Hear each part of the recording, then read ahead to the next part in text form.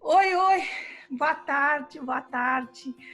Hoje nós vamos conversar com o Alexandre Dizaro, que é um amigo meu, fotógrafo querido, que está fazendo um projeto tão maravilhoso, que eu estou tão encantada, que está levando a gente... Porque essa pandemia tem surgido oportunidades novas incríveis, né, Alexandre? E aí eu quero que você explique, mas antes, eu fico tão ansiosa para falar que eu acabo atropelando. Eu falei que eu vou me controlar. Eu queria que você falasse... vamos lá. Eu queria que você falasse um pouco de você, para depois a gente entrar no seu projeto, que é um projeto incrível. Eu sou o Alexandre, eu moro em São Paulo e eu sou de Florianópolis, na verdade. Me formei em Relações Internacionais e trabalhei com comércio exterior durante minha vida inteira por lá. E aí, depois de uns quase 10 anos trabalhando com isso, eu pensei, gente, eu odeio burocracia, eu odeio Excel, eu odeio aduana. Eu falei, quer saber? Eu vou fazer o que eu gosto, vou fotografar. Aí me mudei para São Paulo e comecei a trabalhar com fotografia. E estou aqui em São Paulo já há uns quase 7 anos trabalhando com isso. E todos esses anos eu sempre viajei, porque eu gosto muito de viajar, conhecer pessoas, conhecer culturas, materiais manuais. Então, as minhas viagens sempre têm esse foco mais antropológico, mais em contato com as pessoas. E eu, em paralelo, né, desenvolvi um projeto chamado Viver a Viagem, que é um site de viagem, era um blog, né? E eu pensava, como é que eu posso compartilhar com as pessoas além disso? Porque isso tá muito igual, é só viajar por foto, é Instagram. E aí, com a pandemia, a gente é convidado a se reinventar, repensar, Totalmente. né? Como é que a gente vai continuar viajando com esse cenário? Ao mesmo tempo, como é que eu posso continuar compartilhando conteúdo que é pertinente para as pessoas sobre viajar? Não é aquele conteúdo clichê.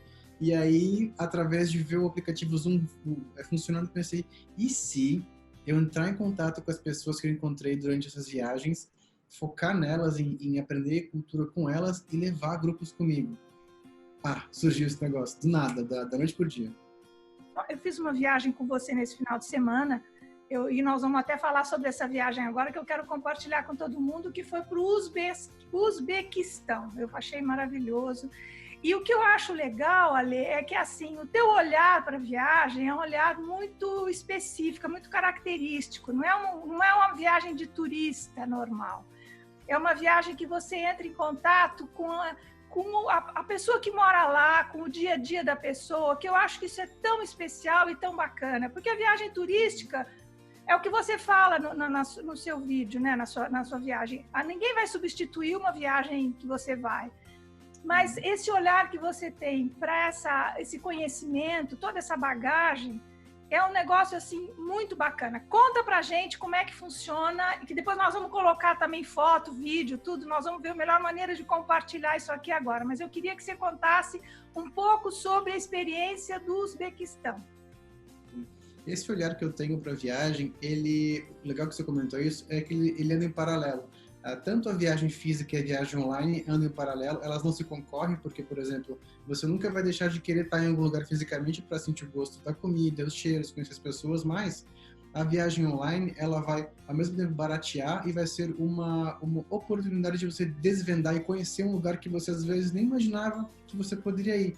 Então, a minha intenção é usar a viagem como ferramenta de entretenimento e educação. Durante o ano você vai fazer essas viagens e, obviamente, durante uma vez por ano, você faz uma grande viagem sua física. Então, ele é um complemento.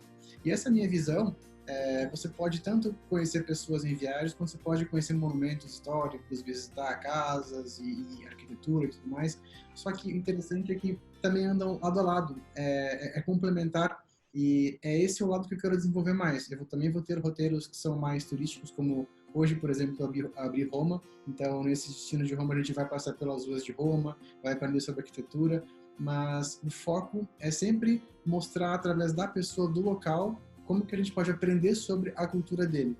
Então, e é muito legal porque, assim, por exemplo, o Uzbequistão é um tipo de lugar que na minha lista eu teria muito interesse em conhecer, mas ele ia estar num lugar na minha lista, tem outras coisas que eu gostaria de ver antes. E dessa forma, é uma oportunidade que a gente tem de ir para um lugar completamente diferente, com guia. E o que eu percebi também, até dentro do grupo que eu fiz, muita gente que nunca teve a possibilidade de sair do Brasil, que faz essas viagens com você, e é realmente fascinante, né? você atinge um público muito amplo, de pessoas muito interessantes, é muito legal. Quer dizer, eu acho que você abre uma oportunidade maravilhosa, maravilhosa. E aí, como é que funciona a viagem? Explica pra gente. Bom, a viagem é simples, só que você precisa ter um computador, um celular, um tablet, com uma internet boa, que é a minha sugestão, que não seja o teu plano de celular, senão você vai acabar com o teu plano na primeira viagem. Porque a gente conversa bastante e aí tem durações das mais diversas. Essa que você fez durou acho que umas 4 horas e pouco. Então, se você for consumir o plano do seu celular, você vai ficar sem poder ligar para o seu iFood depois. Então, um Wi-Fi, uma boa internet, um cantinho confortável em casa. Então a gente se junta num grupo de umas 15 a 20 pessoas. Eu faço uma experiência pré-embarque, pós-embarque, e aí depois que passou o pré-embarque, eu conecto a gente ao nosso anfitrião, seja onde for, onde ele estiver. E a gente vive através da visão dele. Eu vou co-criar com ele uma experiência com base no que ele quer compartilhar. Porque uma das coisas desse tipo de viagem que eu penso é que a gente tem que tentar enviesar menos o nosso romantismo e a maneira como a gente enxerga as coisas. Eu quero que o protagonista seja o personagem e a gente seja convidado a entrar no mundo dele. Eu estou ali como um facilitador. Eu estruturo com ele a experiência e eu também sou uma pessoa que, se precisar, estou fazendo a tradução simultânea para que todo mundo que fale ou não fale a língua tenha uma viagem em português e se sinta apto e confortável a viajar, a interagir, conversar. Então, basicamente é isso. Um cantinho gostoso em casa, internet boa, que não seja do seu celular, conectar num horário, já chega de café da manhã ou almoço, se for o caso, né, prontinho, e viaja junto. Não tem mistério, é super simples. Porque essa nossa viagem no domingo começou às 8h30 da manhã e terminou, acho que mais de 1h da tarde, né? Foi uma viagem... Mas eu achei maravilhoso, porque é uma viagem assim... a gente aproveita bastante. E o que eu acho genial é o capricho que você tem, o cuidado que você tem antes da viagem, né? Então, aquela semana antes da viagem, que a gente fica recebendo as suas mensagens, o cartão de embarque, você vai criando uma expectativa deliciosa em cima desse programa. É uma coisa feita com tanto amor, com tanto... Realmente, assim, é encantador, porque não é uma coisa assim... É uma coisa feita com carinho mesmo, né? Você põe... É muito interessante, é muito interessante. E me conta, o Aziz, na viagem do Uzbequistão... esse Uzbequistão aqui, eu fico gaguejando nele. A gente...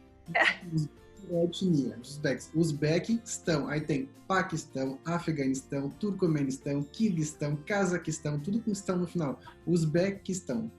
Vê se ajuda, não sei. Acho que sim, vamos lá.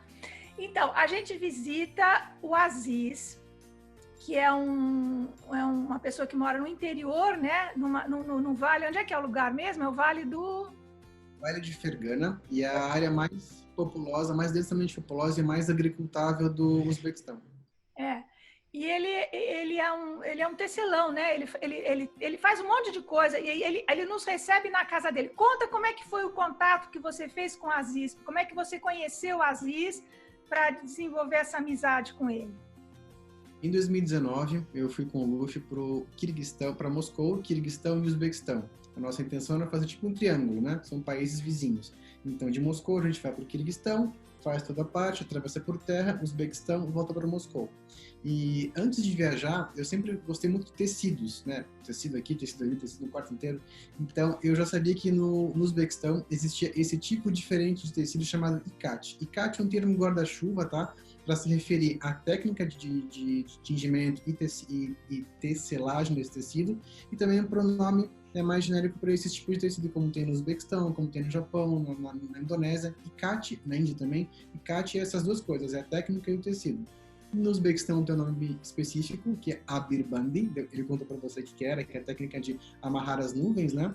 Então, eu já sabia que existia isso no Uzbequistão, eu estava louco eu preciso achar um lugar para ver onde faz esses tecidos. E no Uzbequistão, eu sei que nesse vale é o epicentro dessa produção. Então, eu coloquei no nosso roteiro visitar algum mestre tecelão nesse vale. Não sabia como chegar, não sabia onde era, não conhecia ninguém. A gente atravessou a fronteira a pé, contratamos um motorista e eu falei, eu quero ver o mestre que faz isso aqui. E aí ele me ajudou a achar não só a cidade certa, que é Margila, onde a gente foi, a encontrar o Aziz para dormir na casa do Aziz.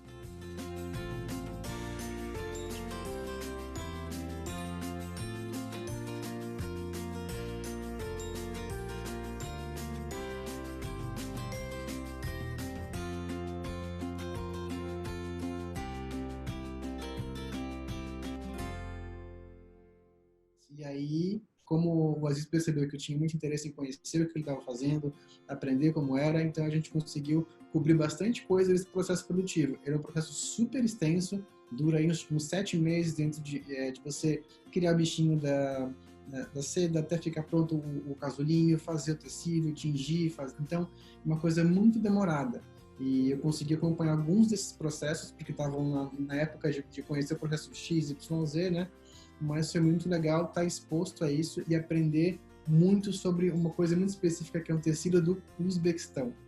É lindo, é lindo. O ikat é um tecido maravilhoso, né? É maravilhoso. Agora, eu queria que você contasse, sem dar spoiler na sua viagem, né? Porque eu achei muito interessante a maneira como ele... E aquilo que você falou, né? A gente tem que estar... não tem nenhum tipo de preconceito de achar que a cultura do outro é igual à nossa, porque é completamente diferente. E a gente tem que estar bem aberto para receber isso, né? Eu acho que é um exercício, inclusive, que a gente tem que fazer, né? Não se chocar com algumas coisas. Enfim... eu achei muito interessante a maneira como eles vivem, desde a arquitetura, que a casa é uma casa onde vivem várias famílias, né? E toda voltada para dentro. E conta um pouquinho disso, como é que você sentiu essa relação familiar entre eles lá? Antes de falar sobre isso, eu vou só comentar sobre uma coisa que você acabou de falar, que eu acho que é muito interessante para todo mundo que está escutando e assistindo, que é o fato de a gente assimilar o diferente, né? E o diferente nem sempre é confortável, mas como que a gente processa isso? Porque cada um tem a sua realidade. No Brasil tem uma realidade, em São Paulo é uma, no Acre é outra, Bolívia já tem outra coisa, Malásia tem outra. Quem está certo, quem está errado, né? Então, tem uma palavra para isso que é o etnocentrismo, que é quando a gente pega a nossa bagagem cultural, considera como a certa e começa a validar ou desvalidar a próxima. Então, assimilar o diferente é um exercício tão importante quanto a empatia, de tentar sentir o que o outro sente. Então, isso é uma coisa que me preocupa muito ao criar todo e qualquer roteiro, ainda mais esse com Aziz. Aí tem mais uma outra coisa que eu comento na viagem, que é o orientalismo, que é como a gente enxerga no Oriente só o que é diferente. A gente esquece de olhar para as coisas que são semelhantes. Então a gente acaba romantizando ou passando adiante tudo que é estereótipo. Então isso tudo permeia a viagem de vocês para qualquer destino que a gente faça, né? E aí voltando para a família, então é uma família que vive, são 4 núcleos familiares da mesma família, os pais e os irmãos, né? Então cada um tem o seu espaço dentro de uma casa com planta, com tudo, e eles vivem em harmonia. E é muito interessante também mostrar para vocês nesse período que a gente está em quarentena, que pelo menos em São Paulo que a gente mora, né? A gente está muito acostumado a viver no nosso próprio núcleo. Então a gente vive muito sozinho dentro das nossas paredes, e mostrar para as pessoas que estão meses nessa questão de pandemia, de quarentena, se privar, um convívio tão grande, uma hiperconvivência familiar de 15 pessoas, e a gente fica pensando, nossa gente, como eu esqueci disso, né? No meu caso, por exemplo, para 15 pessoas é reunião de Natal, e olha lá, sabe? Lá eles... Porque eles também estão em quarentena lá, eles estão exatamente que nem a gente aqui, eles estão em quarentena. E uma coisa interessante é que tem eu não sei se é isso que a gente fala, o chefe do clã, né, que é o pai do Aziz, no caso, é o que toma conta, né, é o chefe porque tem que ter alguém que comande ali o negócio, que seja o respeitar. E eles têm essa hierarquia toda muito... E fora todos os hábitos do lavar a mão, né? Das rezas, do tempo que a gente ficou lá, ele foi 2 vezes fazer as orações, né? Que é uma coisa tão... A 4ª reza. Os muçulmanos fazem 5 rezas por dia, né? E a gente pegou justamente a 3ª e a 4ª, antes do pôr do sol, e assim que o sol se põe. Ele tem a janta no meio. Não, é muito interessante. E me conta uma coisa, Ale, para onde mais você está planejando os roteiros? Você já tem algum outro feito além do Uzbequistão? Tem mais uma história para o Uzbequistão, que vai ser para essas bordadeiras aqui. Isso aqui é pura seda, tudo bordado à mão, tem 3 metros.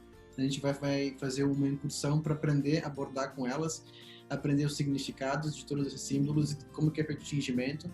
Essa é uma outra que vou ter para o Uzbequistão, está em desenvolvimento ainda. Estou com 2 personagens para o interior do Marrocos, um numa cidadela toda de barro, o outro num vale onde entre abril e maio tem a colheita das rosas, que eles fazem água e óleo de rosas. Estou com uma minoria étnica no norte do Vietnã, fazendo teste. Estou com Sangoma na África do Sul. Sangoma é tipo um xamã, Zulu, que a gente conheceu. A gente está desenvolvendo essa história também, está testando. Estou com, agora, quer dizer, falei dessas, mas abriu hoje Roma, então a gente tem dois passeios por Roma. O de Roma é uma coisa mais normal, como a gente está acostumado. É um passeio pelas ruas, é um pouco de história, arquitetura, então é um pouco mais um modelo de passeio como a gente está habituado, né? Tem Veneza também que estou testando, vai abrir acho que daqui a uma semana e meia. Que mais que tem? A Amazônia, a gente está indo conhecer uma comunidade ribeirinha, perto de Manaus, numa etnia, é uma etnia, né? Etnia Baré. Então, uma comunidade ribeirinha que vive de turismo comunitário, é da etnia Baré. Tem também, qual mais que eu estou em desenvolvimento? Nossa, é muita coisa, né? Não, e dá bastante trabalho, né? Eu imagino que para você, do jeito que você dá atenção para todo mundo, do jeito que você fica tomando conta, eu acho que é um negócio, é um processo. E sabe uma sugestão que eu até dei para você, que eu acho que é interessante? Eu acho que deve ser uma delícia organizar um grupo para fazer essa viagem com você. Então, por exemplo, do mesmo jeito que você tem as pessoas que se inscrevem e entram num grupo, eu acho que quem puder juntar amigos que tenham interesses comuns, né, que tenham e fazer a viagem junto, é um programa muito legal. Eu acho que é bem bacana, porque quantas pessoas participam de cada viagem, Alê? Online são de 15 a 20, né? O grupo sai com essa quantidade e aí, a partir dessa próxima turma de Roma, em cada turma eu vou colocar 2 pessoas que não podem pagar pela viagem, para a gente ter esse assento mais democrático. Pessoas que estão fazendo faculdade que tem bolsa, pessoas que não são bem remuneradas, pessoas de periferia, então, para a gente juntar mais. Então, sempre vão ter essas 20 pessoas e mais 2 pessoas que não vai ter distinção alguma. Então, tá todo mundo viajando. E eu penso sim, mais para frente, quando a gente puder viajar novamente, entrar no avião, passar no aeroporto, levar algumas pessoas para conhecer. Inclusive, estou em contato com a Aziz, porque tem um grupo de pessoas que gostam de estudar sobre tingimento natural em tecidos. A gente está tentando criar um workshop presencial lá para 2021.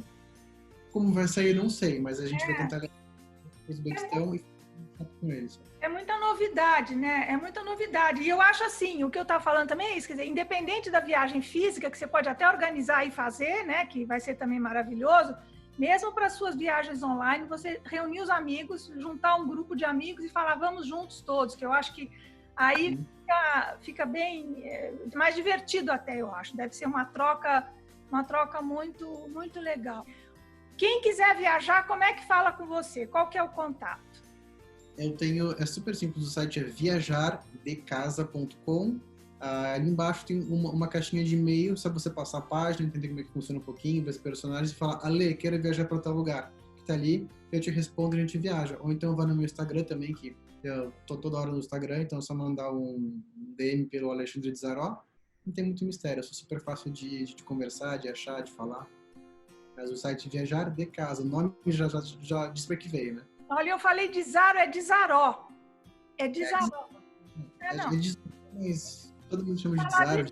Tem que falar direito, é de Zaró, Alexandre de Zaró. A intenção desse projeto, que eu comentei, é, além de entreter e educar, então é ser uma semente para que quem faz mais de uma viagem perceba esse jeito diferente de viajar. E quando for fazer a sua viagem presencial uma vez por ano ou 2, já viaje com uma cabeça um pouco diferente, um pouco mais alinhada a conversar com as pessoas que estão ao nosso redor, mais alinhada a valorizar a arte manual, mais alinhada a estudar antes de viajar. Então, da mesma maneira que eu estruturo essa viagem para que ela dure não só o dia da viagem, mas a semana inteira, a minha intenção é que você saia do domingo, do sábado, do dia que for a tua viagem, e que essa viagem habite em você, que ela viva para sempre, que você sabe pegar o mapa e falar, eu já fui para cá, com a Lê, ou com o Aziz, ou com outra pessoa, mas é um contato que ele dura mais de algumas horas, ele dura a semana inteira para que você saiba onde fica esse lugar, para que você também valorize esses tempos diferentes de viajar, né?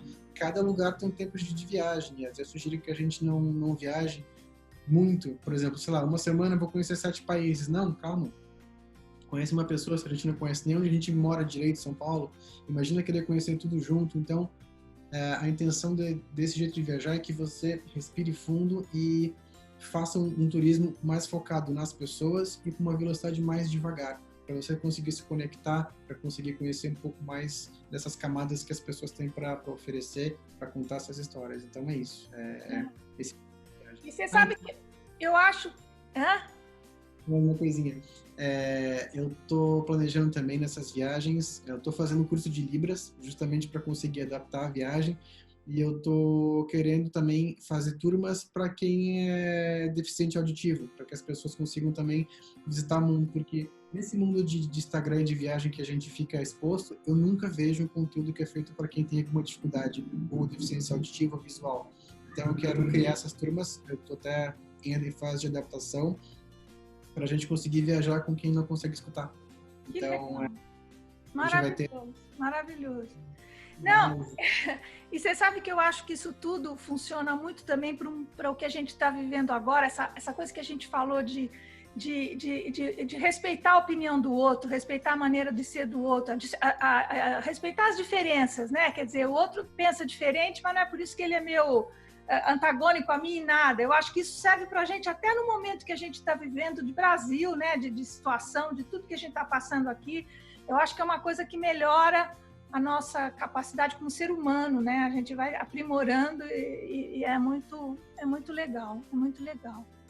Nossa, Ali, eu adorei. Eu quero fazer mais viagens com você. Super obrigado mesmo. O seu trabalho é lindo, você vai fazer muito sucesso, porque você está fazendo uma coisa tão inovadora e realmente com tanto carinho, com tanto capricho. Nossa Senhora, eu quero mostrar aqueles bilhetes de embarque que você manda, aquela coisa que você vai incentivando a gente durante a semana, aquelas fotos maravilhosas, é tudo muito cuidado.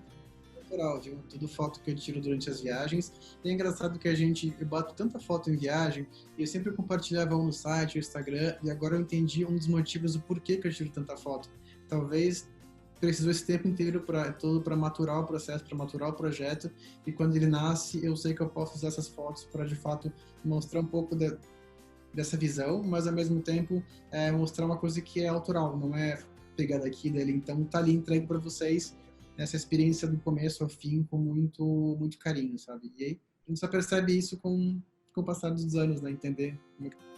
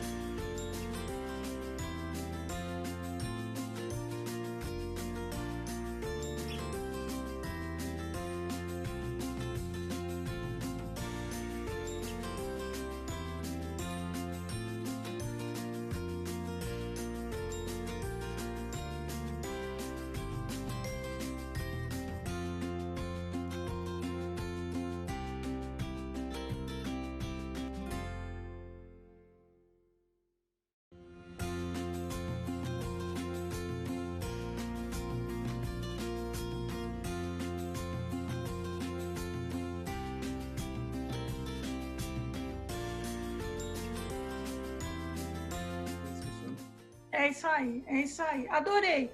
Muito obrigado, muito obrigado. Foi muito bom, uma experiência incrível. Parabéns pelo seu trabalho. Adorei. Beijos, Ale. Obrigada, viu? Obrigadão. Um beijão, um beijão. Peraí.